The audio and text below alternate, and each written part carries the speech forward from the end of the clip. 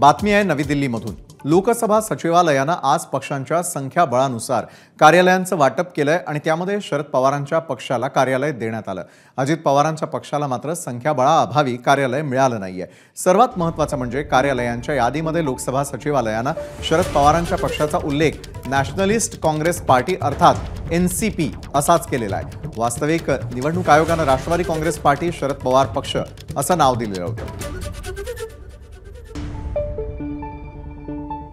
सोमेश कोलगे आपले प्रतिनिधी या संदर्भात अधिक माहिती आपल्यापर्यंत पोहोचवत आहेत। सोमेश, ज्यावेळेला लोकसभा सचिवालयानं पक्षांच्या संख्याबळानुसार कार्यालयांचं वाटप केलेलं आहे त्यावेळेला एक वेगळं चित्र देखील पाहायला मिळालं। काय काय नेमकं घडलं?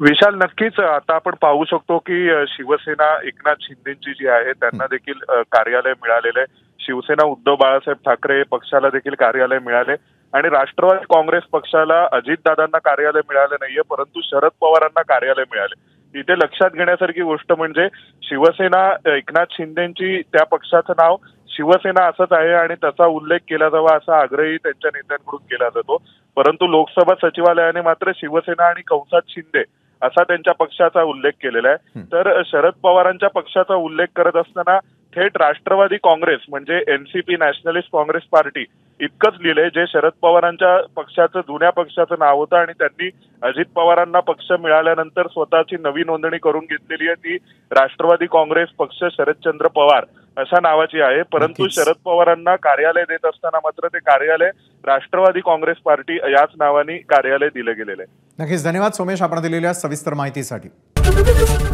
एबीपी माझा, उघडा डोळे बघा नीट।